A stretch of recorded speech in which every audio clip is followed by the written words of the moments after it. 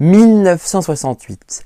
Pour beaucoup en France, cette année-là se limite à mai 68. Mais en réalité, 1968, c'est une série d'événements fondamentaux aux quatre coins du monde. Et c'est ce que nous allons voir aujourd'hui dans cette vidéo.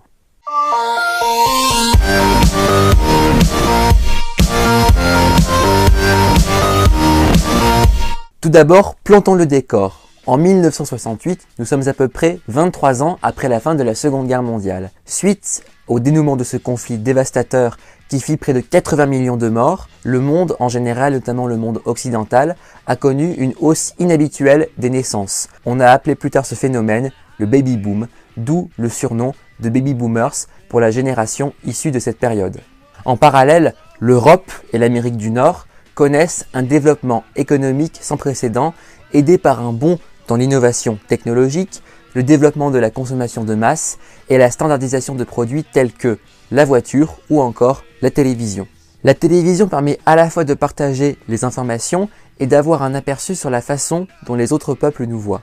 Mais cette période est aussi celle de la guerre froide, avec la rivalité entre l'Ouest menée par les États-Unis et l'Est conduit par l'Union soviétique sur fond de graves crises, blocus de Berlin, guerre de Corée, crise de Suez, écrasement de l'insurrection en Hongrie, construction du mur de Berlin, crise des missiles de Cuba et surtout guerre du Vietnam.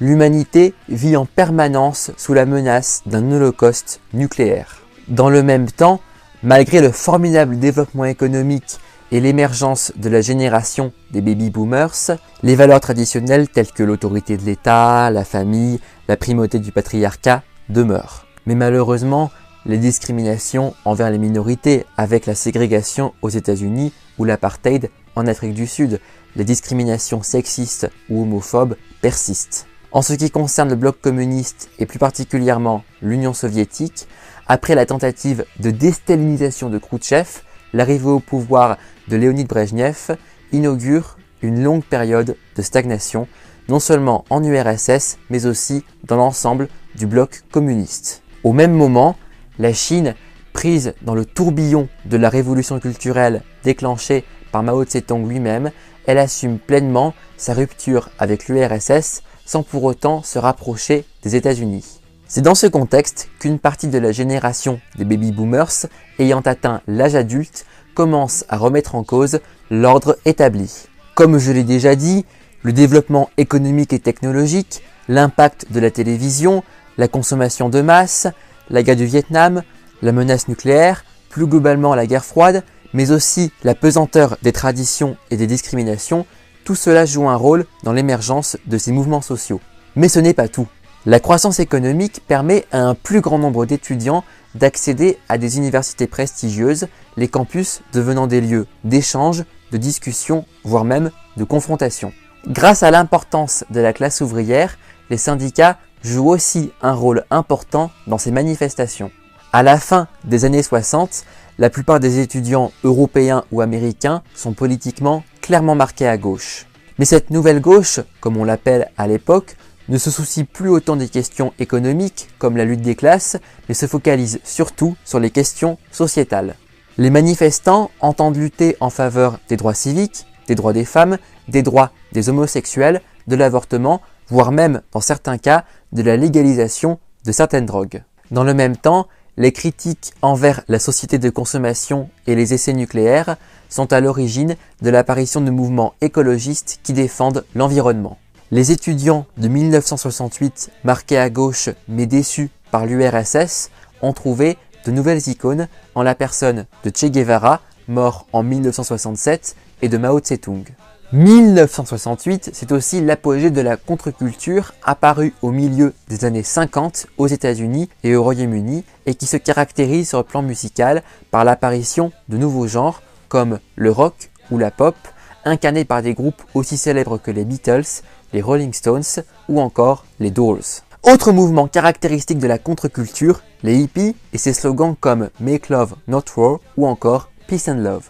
Les hippies rejetaient la société de consommation, le mode de vie de leurs parents et plus généralement toutes les valeurs traditionnelles. Les universités ont donc été un lieu formidable pour que ces manifestations de masse puissent éclore. Et le premier pays en Europe à avoir connu ces événements n'est pas la France, mais l'Italie. Dès le mois de février, l'université de Rome est occupée par les étudiants. Le 1er mars, la faculté d'art devient le théâtre d'affrontements sanglants entre manifestants et forces de l'ordre. C'est la bataille de Valle Giulia. Pendant 12 jours au mois de mars, l'université de Rome est fermée et occupée par des manifestants anti-guerre. La faculté devient aussi un théâtre d'affrontements entre militants d'extrême gauche tendance communiste et militants d'extrême droite tendance néofasciste. Pour de nombreux historiens, les événements liés à la bataille de Valle Giulia du 1er mars 1968 marquent le début de la période du Mérenpan qui se poursuivra jusqu'à la fin des années 70, période des années de plomb en Italie. En Allemagne de l'Ouest,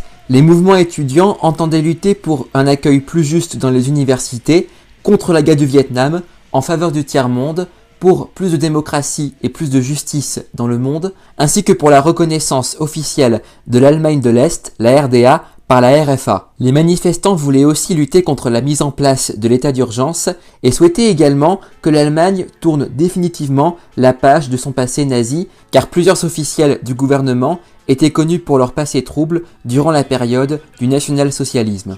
Par ailleurs, le 11 avril 1968, le sociologue marxiste Rudi Dutschke est victime d'une tentative d'assassinat, ce qui provoque une vague d'indignation dans toute la RFA. Le 3 mai 1968, en Suède, des manifestants protestent contre la participation d'athlètes d'Afrique du Sud et de Rhodésie, actuel Zimbabwe et pays pratiquant l'apartheid, à un tournoi de tennis. À la fin du mois de mai, deux mouvements étudiants concurrents se font face à l'université de Stockholm. D'un côté, des étudiants de gauche, inspirés par le mouvement de mai 68 en France, occupent l'université. En réaction, des étudiants de droite, qui se surnommaient eux-mêmes étudiants bourgeois, se mobilisèrent. Parmi eux se trouvait le futur Premier ministre suédois Carl Bildt. En Espagne, toujours sous la coupe de la dictature du général Franco, les manifestants dénoncent la répression par la police des manifestations demandant plus de démocratie, plus de liberté, plus de droits pour les syndicats et les travailleurs. Ils réclament également un système éducatif et universitaire accessible à tous. Pendant une bonne partie du printemps 1968, l'université de Madrid est fermée et occupée par les étudiants avant d'être finalement délogée par la police. En octobre 1968, ont lieu les premières manifestations en faveur des droits civiques en Irlande du Nord. Les manifestants dénoncent les discriminations dont sont victimes les catholiques en matière de droit de vote, de logement ou encore d'emploi. Mais ces manifestations sont toutes durement réprimées par la police. Ces événements marquent aussi le début du conflit nord-irlandais qui durera 30 ans jusqu'à la signature d'un accord de paix historique en 1998. En 1968, les États-Unis, alors dirigés par le démocrate Lyndon Johnson, sont en pleine ébullition. Le pays est alors enlisé dans la guerre du Vietnam et avec la conscription militaire obligatoire, des milliers de jeunes Américains sont obligés d'aller combattre au nom de la liberté contre la menace communiste. Certains Américains parviennent à éviter cette conscription militaire, dont 3 futurs présidents américains quand même, Bill Clinton, George W. Bush et Donald Trump. À la fin des années 60, ce sont plus de 500 000 troupes américaines qui sont stationnées au Sud-Vietnam en guerre contre le Nord-Vietnam communiste et les forces armées rebelles du Viet Cong. Le 30 janvier 1968 débute une vaste opération militaire conjointe du Nord-Vietnam et du Viet Cong. On appellera cette offensive l'offensive du Tet. Bien qu'elle s'achève par la victoire des Sud-Vietnamiens et des Américains, l'offensive du Tet est la preuve que l'armée américaine n'est pas invincible, ce qui constitue un véritable choc psychologique pour les Américains et rend la tentation de se retirer du Vietnam de plus en plus populaire au sein de l'opinion. Durant les années 60, les États-Unis ont connu des progrès spectaculaires en matière de lutte contre la discrimination des Afro-Américains. Avec l'adoption du Civil Rights Act en 1964, puis l'année suivante du Voting Rights Act, les Noirs américains disposent désormais, du moins en principe, des mêmes droits que les Blancs. Mais dans les faits, la ségrégation persiste. Les manifestations pacifistes prônées par le pasteur Martin Luther King, icône et leader de la lutte en faveur des droits civiques, sont de plus en plus remises en cause avec la montée en puissance de mouvements radicaux comme Black Panther ou Black Power. Surtout, le 4 avril 1968, Martin Luther King est assassiné à Memphis, dans le Tennessee, par un blanc pro-ségrégation. La mort de Martin Luther King fut l'élément déclencheur des plus grandes émeutes sociales que les États-Unis ont connues depuis la guerre de sécession. Ces manifestations eurent lieu dans des villes comme Washington, Baltimore, Chicago, Kansas City, Détroit, New York, entraînèrent l'intervention de l'armée, firent plus de 45 morts, plus de 2500 blessés et entraînèrent l'arrestation d'environ 15 000 personnes. 1968 aux États-Unis, c'est aussi une année d'élection présidentielle marquée par la violence. Le Parti démocrate, au pouvoir depuis l'élection de John Fitzgerald Kennedy en 1960, fut profondément divisé à cause de la guerre du Vietnam, mais aussi à cause des lois en faveur des droits civiques. Le président sortant, Lyndon Johnson, au pouvoir depuis l'assassinat de Kennedy en 1963, dut renoncer à se présenter aux primaires démocrates de 1968 à cause de son impopularité due à la guerre du Vietnam.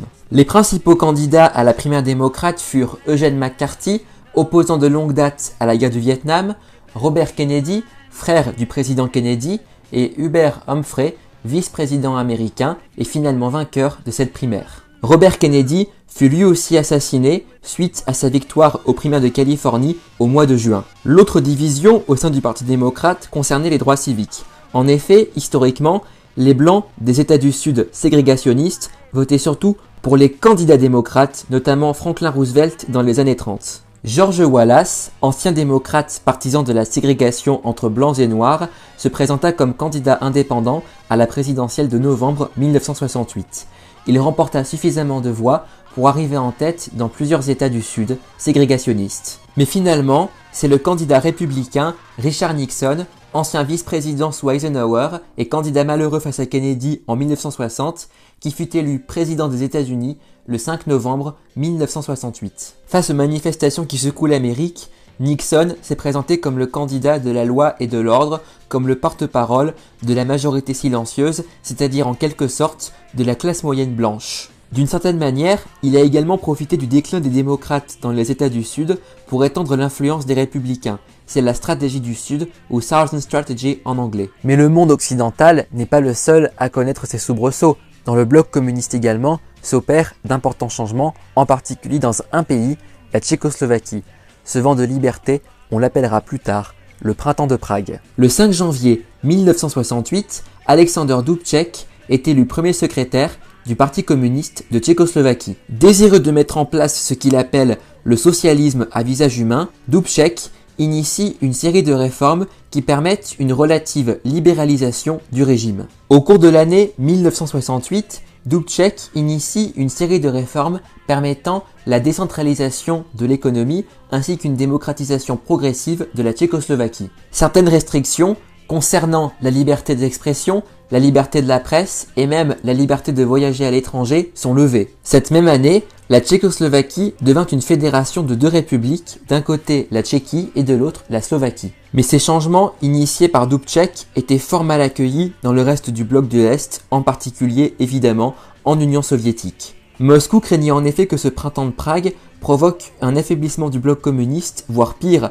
un rapprochement de la Tchécoslovaquie avec l'Ouest. C'est ainsi que dans la nuit du 20 au 21 août 1968, les chars de l'armée soviétique ainsi que ceux d'autres pays du pacte de Varsovie entrèrent dans le territoire tchécoslovaque, écrasèrent l'insurrection à Prague, mirent fin au printemps de Prague, provoquèrent la mort d'environ 137 civils, 500 d'entre eux furent blessés, 5 soldats se suicidèrent et des dizaines de milliers de Tchécoslovaques fuyirent leur pays pour se réfugier à l'ouest. Avec la fin du printemps de Prague, les soviétiques lancèrent ce qu'ils appelaient la normalisation, c'est-à-dire le retour à un régime autoritaire et répressif en Tchécoslovaquie. Seule la réforme transformant la Tchécoslovaquie en une fédération de deux républiques fut maintenue et le 17 avril 1969, Dubček fut remplacé par Gustav Husak, un dur à la solde de l'URSS. Pendant la guerre froide, on divisait généralement le monde en trois parties. Le monde capitaliste, le monde communiste et un troisième monde beaucoup plus vaste mais également beaucoup plus pauvre, le tiers-monde. En 1968, plusieurs pays de ce bloc hétérogène connurent des soulèvements importants, en particulier le Mexique. Du 12 au 27 octobre 1968, la ville de Mexico organisait les 19e Jeux Olympiques d'été. C'était la première fois qu'un pays du tiers-monde accueillait la plus grande compétition sportive au monde. Depuis 1929, le Mexique est dirigé par le PRI, le Parti révolutionnaire institutionnel, de plus en plus autoritaire. En parallèle des bonnes performances de l'économie mexicaine, le pouvoir politique, lui, se fige, ce qui provoque le mécontentement croissant des étudiants mexicains. Le 2 octobre 1968, soit 10 jours avant l'ouverture des Jeux, plusieurs étudiants manifestent sur la place des Trois Cultures à Tlatelolco, au centre de Mexico. Ces manifestations seront durement réprimées par l'armée et la police mexicaine. Si le gouvernement déclarera qu'il y a eu officiellement 20 morts, malgré tout, le CIO, le Comité international olympique, refuse d'annuler l'organisation de ces Jeux olympiques, les premiers dans un pays du tiers-monde. Le 16 octobre, les athlètes américains Tommie Smith et John Carlos, arrivés respectivement 1er et 3e aux 200 mètres en athlétisme, protestent contre la ségrégation raciale dans leur pays en baissant la tête et en pointant lors de l'hymne américain leurs poings gantés de noir vers le ciel. Ce geste, vu comme un soutien des athlètes au mouvement des Black Panthers et du Black Power, scandalise le président du CIO, l'américain Avery Brundage. Sous la pression du CIO, le comité olympique des États-Unis renvoie les deux athlètes chez eux et les exclut à vie des Jeux olympiques. Quelque temps plus tard, John Carlos déclarera « Après ma victoire, l'Amérique blanche dira que je suis américain. Mais si je n'avais pas été bon, elle m'aurait traité de noir. » Toujours lors des Jeux de Mexico, 3 athlètes américains, arrivés en tête lors du 400 mètres en athlétisme, montèrent sur le podium en portant un béret noir en référence à celui des Black Panthers pour dénoncer eux aussi le racisme aux États-Unis.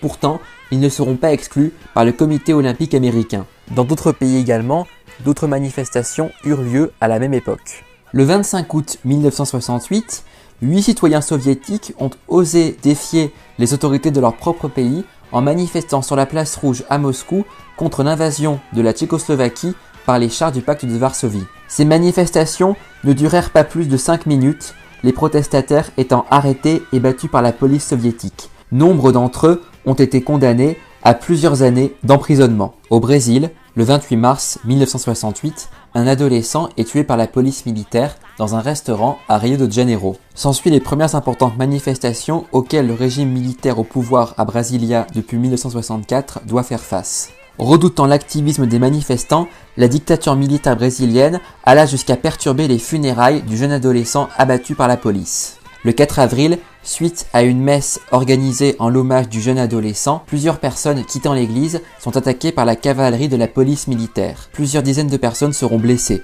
Par la suite, la junte militaire brésilienne signera une série de décrets limitant les plus élémentaires des droits de l'homme. En mai 1968, débutent les plus importantes manifestations étudiantes de l'histoire du Japon. Les étudiants japonais occupent les facultés, protestent contre l'augmentation des frais d'inscription aux universités, contre la guerre du Vietnam, contre la présence militaire américaine, sur fond de rivalité et de tensions entre militants d'extrême gauche, admirateurs de Mao Tse-tung et militants d'extrême droite, dont certains sont liés à des hauts membres du Parlement, voire du gouvernement japonais. Quand on réfléchit, on se rend compte que la génération des baby-boomers, gâtée par la génération précédente qui a connu les souffrances liées à la Grande Dépression et à la Seconde Guerre mondiale, gâtée comme elle fut, elle s'est révoltée contre ce système qui lui a permis pourtant de s'épanouir. Cette remise en cause des valeurs traditionnelles, de l'autorité de l'État, l'avènement de l'individualisme ont eu à la fois des conséquences négatives, mais aussi positives. Ces événements ont eu notamment pour conséquence la prise de conscience de la nécessité de sauvegarder notre environnement, de lutter contre les discriminations, d'œuvrer en faveur d'une société plus juste, etc., etc. Le monde entier a été chahuté, mais un pays le fut particulièrement, la France. C'est ce que nous verrons la semaine prochaine dans une nouvelle vidéo. En attendant, n'oubliez pas de vous abonner dès maintenant à ma chaîne YouTube, d'aimer et de partager cette vidéo et retrouvez-moi sur Facebook, Instagram et Snapchat. Je vous dis à très bientôt. Salut les amis!